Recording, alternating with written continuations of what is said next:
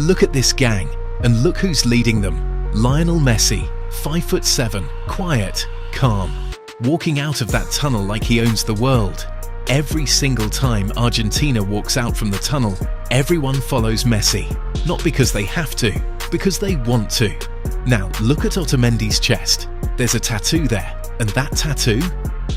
It's Messi's face. A grown man, a warrior, a defender who has played over 100 games for his country, chose to permanently put his teammate's face on his body.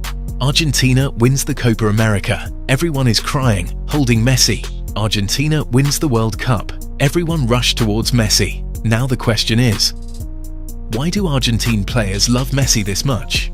Actually, love is the wrong word. They don't just love him, they worship him. De Paul looks like he'd go to war for Messi without thinking twice. Emi Martinez seems to care about Messi more than he cares about himself. This didn't happen by accident. There are real reasons behind this level of love for Messi. In this episode of Footy Tribe, we're going to break every single one of them down. Tenía siempre en la cabeza, siempre el por qué. No apareció nunca. Ese es el mejor jugador del mundo. Love can't be bought. It has to be earned. And Messi earned it in ways that don't even show up in statistics. Take penalties, for example. In football, it's always the senior forwards, the main men, who take penalties. That's how it has worked for decades. And if Messi wanted to, nobody could ever question him. But again and again, Messi chose differently. At Barcelona, Messi didn't take all penalties. He shared them. He donated penalties to his teammates. Neymar got around 11 penalties from Messi. Luis Suarez got 8. In total, nearly 30 penalties were handed over by Messi when he could have easily taken them himself. And it wasn't just Barcelona. He did the same with Argentina. When Lautaro Martinez was going through a difficult goal drought, Messi trusted Lautaro. Messi gave Lautaro the penalty. A moment to rebuild confidence. A moment to breathe again. Now imagine what that does inside a team. When your captain doesn't take advantage of every single moment, but instead gives you the moment, how do you not give everything back for him? And then there are the assists. There have been countless moments where Messi could have taken the shot himself. The goal was almost certain, but instead he saw a teammate in a better position, and he passed. And those teammates never forget that. Because when the greatest player on the pitch chooses you instead of himself, it changes how you see him forever. Meanwhile, when someone assists Messi, he starts the celebration, pointing towards that player, acknowledging them, thanking them. It's a small thing, but it's exactly these small things that separate Messi from everyone else, not just on the pitch. Messi thinks beyond the pitch too. In 2016, the Argentine Football Association was going through a serious financial crisis. It wasn't only the players who were affected, even the national team's staff, including the security personnel, hadn't received their salaries for months. In that situation, the security staff directly reached out to Lionel Messi for help.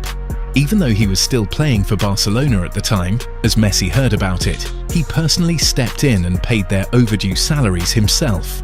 In other words, he quietly covered the gap created by the federation's failure with his own money. Then came moments like the 2023 Leagues Cup final.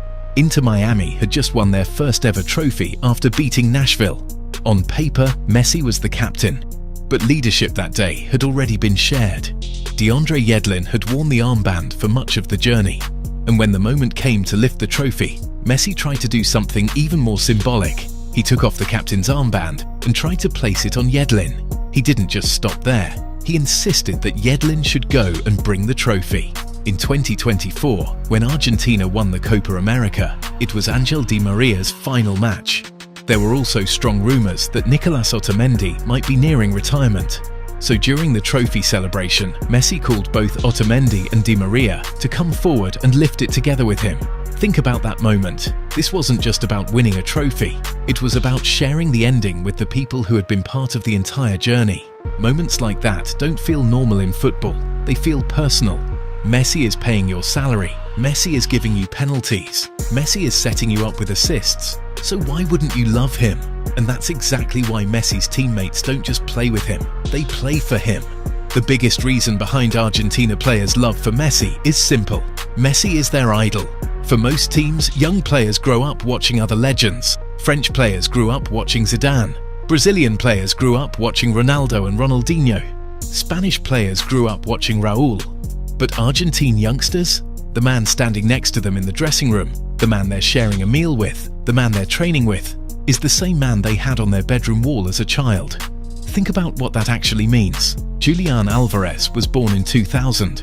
When Messi scored that solo goal against Getafe in 2007, arguably the greatest individual goal ever scored, Alvarez was 7 years old. He probably watched that goal on a small TV in Calchin, a tiny town in Córdoba province with barely 1,500 people. Alvarez probably watched it 100 times. He probably tried to recreate it in the street outside his house. Enzo Fernandez was born in 2001.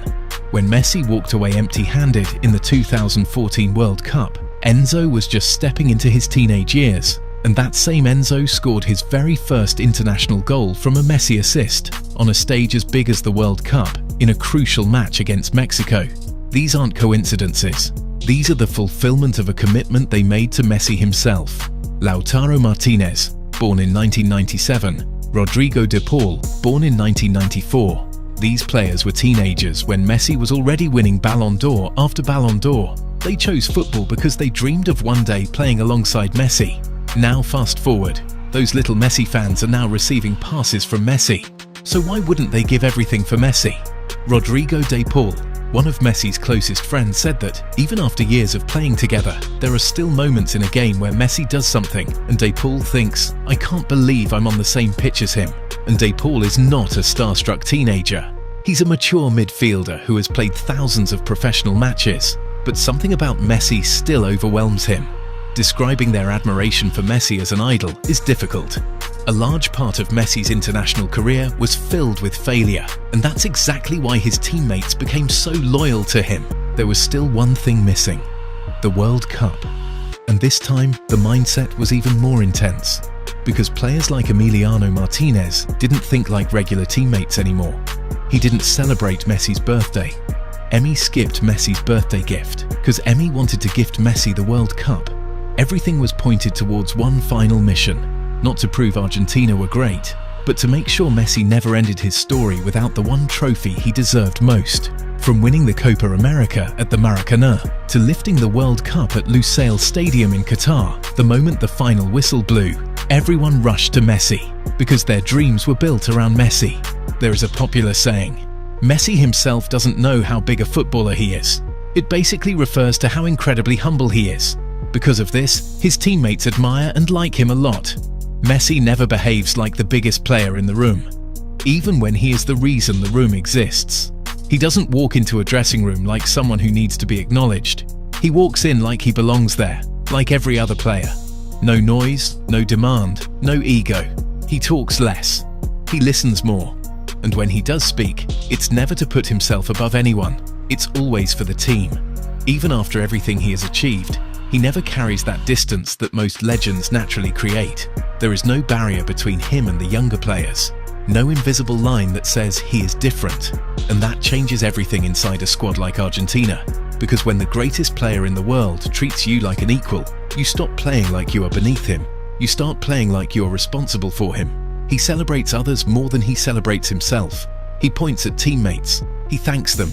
He pulls them into the spotlight every chance he gets. And that kind of humility doesn't just make him respected, it makes him loved in a way that goes far beyond football. Because at the end of the day, it's hard to play for someone who acts like a superstar. Every team has a few stubborn players, the ones who bring intensity, the ones who don't really care about being nice, they care about winning. And sometimes that kind of energy can disrupt the balance of a dressing room. Argentina has two of them, Emiliano Martinez and Rodrigo de Paul. On paper, they are exactly that kind of aggressive presence. But here's the irony. Those two are also Messi's biggest fans. In Argentina, Messi is like a silent commander. He doesn't speak much, he doesn't shout, he doesn't need to. But when he does speak, everyone listens. And when he moves, everyone follows. Once McAllister said, "The Argentina team, they like to call me Ginger, and I didn't like that." Then Messi told them to stop naming me Ginger, and after that, nobody said any word anymore. That is Messi. That is the depth of love everyone has for him.